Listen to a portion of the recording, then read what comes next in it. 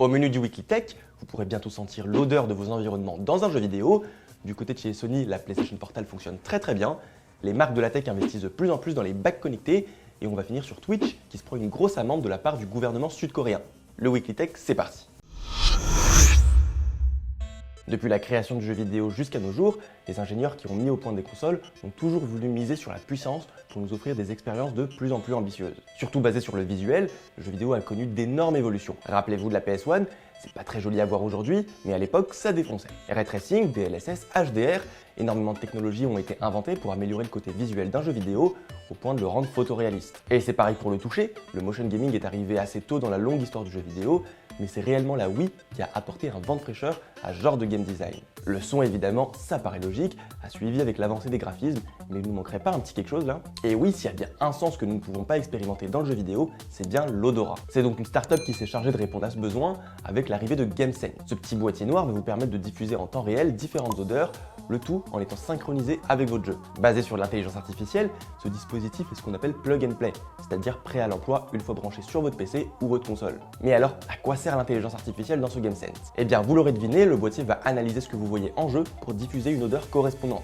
Pour le moment, les types d'odeurs sont assez limités, mais vous pouvez profiter d'une belle balade en forêt et même de l'odeur de la pluie en étant immergé au maximum. Donc pas de quoi vous affoler, vous ne pourrez pas encore sentir précisément l'odeur d'un personnage par exemple. Énorme avantage, il semblerait que le boîtier ne fonctionne pas uniquement que sur du jeu vidéo, mais aussi sur des séries, des animés ou tout simplement la télé. Et évidemment, sur les réseaux sociaux, les joueurs essayent déjà de deviner l'odeur de certains endroits, mais bon, pour l'instant, l'objet en est encore assez balbutiement. Imaginez-vous un futur avec un casque de réalité virtuelle sur la tête, un bon son et des odeurs diffusées en temps réel dans votre pièce de jeu. Une sorte de fantasme de joueur qui existe depuis bien longtemps, mais qui pourrait bientôt être réalisable dans les années à venir. Le boîtier GameSense est quant à lui déjà disponible sur Amazon pour 179 $.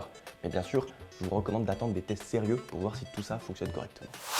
Durant l'année 2023, on a accueilli pas mal de consoles portables, que ce soit la ROG Ally d'Asus, la Legion Go de Lenovo ou bien le Steam Deck avec écran OLED. On a plutôt été gâtés à ce niveau-là. Le point commun de ces machines est assez simple à comprendre, ce sont des consoles portables assez puissantes pour installer des jeux et les faire tourner nativement sur la console. Mais parmi elles, il y en a une que les joueurs redoutaient pas mal, la PlayStation Portal.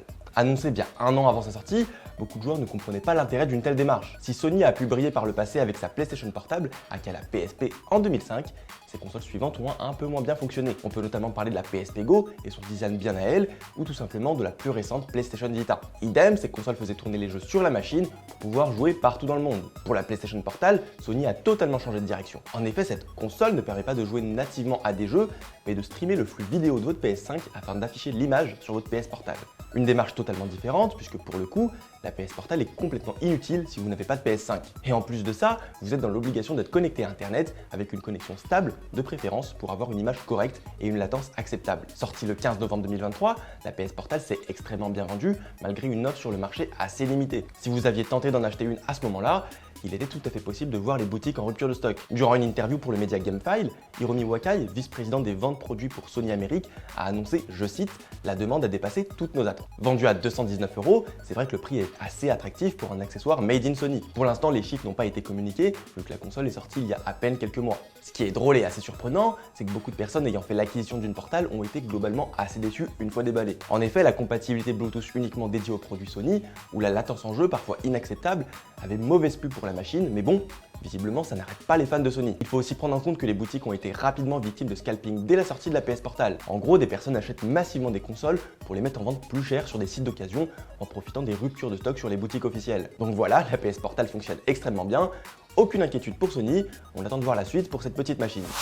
La course à l'innovation dans le domaine des objets connectés prend un nouveau tournant avec l'annonce de Samsung lors de sa conférence annuelle Galaxy Unpacked. En plus d'avoir présenté son dernier bijou technologique, le S24, Samsung a dévoilé la Galaxy Ring, une bague connectée assez prometteuse. Bien que les spécificités techniques n'aient pas encore été entièrement révélées, la société décrit ça comme un dispositif intelligent mesurant les indicateurs de santé et ou de sommeil sous la forme d'un anneau. Selon le site The Verge, la Galaxy Ring devrait intégrer des technologies de pointe en matière de capteurs. Si les bagues connectées existent déjà sur le marché, comme par exemple avec l'Oura, la Galaxy Ring de Samsung pourrait marquer l'entrée des géants de la technologie dans ce secteur. Alors que Samsung franchit le pas avec sa Galaxy Ring, les fans de technologie se tournent naturellement vers Apple, une technologie qui a maintes fois laissé entendre son intérêt pour ce genre de gadget. Bien que la firme de Cupertino n'ait pas encore annoncé de produits similaires, des brevets déposés suggèrent qu'Apple pourrait bien être en train de révéler ce petit défi. Des brevets déposés en avril 2023 et août de la même année soulignent la recherche d'Apple dans le domaine des interfaces tactiles peau à peau et des périphériques d'entrée en anneau avec une sensibilité à pression. Ces innovations pourraient ouvrir la voie à une Apple Ring qui réagirait aux gestes de l'utilisateur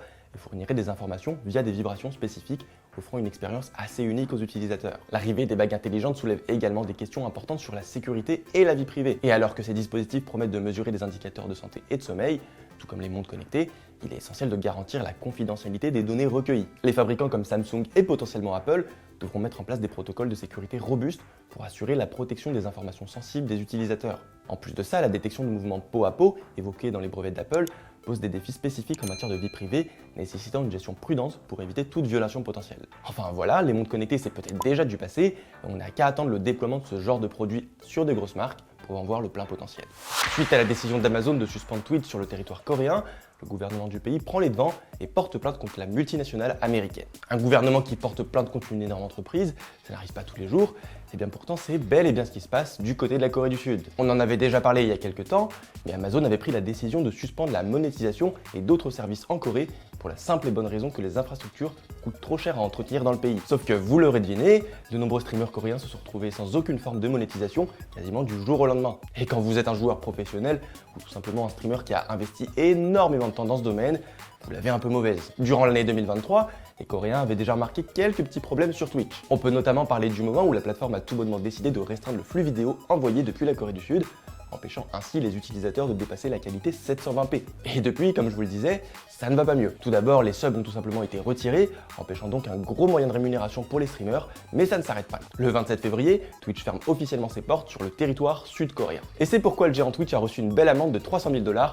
de la part de la KCC, la Korean Telecommunication Commission. Et pourquoi une telle somme? C'est parce que la KCC estime à 300 000 $ les dommages causés par cette fermeture soudaine aux streamers coréens. Et pour ne rien arranger, quand la KCC a demandé à Twitch et par extension Amazon de prouver que le coût des infrastructures serait beaucoup plus cher en Corée, la firme américaine a tout simplement décidé d'ignorer la demande. Twitch avait déjà communiqué durant l'année 2023 sur ses décisions et l'entreprise avait tenté de justifier tout ça en disant tout simplement que les infrastructures coûtent trop cher en Corée. Mais la KCC pense qu'Amazon n'est pas du tout en déficit sur le territoire, mais qu'il est vrai que le coût élevé en Corée ne permettrait pas à Amazon de développer leur activité à la vitesse qu'ils le souhaitaient. Comme on dit, affaire à suivre, mais concrètement, Twitch ferme ses portes officiellement en Corée du Sud le 27 février 2024. Donc si jamais vous étiez fan d'un streamer coréen, ne serait-ce que pour l'e-sport, vous allez les voir prochainement migrer sur d'autres plateformes si ce n'est pas déjà le cas. Le Weekly Tech, c'est fini pour cette semaine, on se retrouve bientôt pour la suite.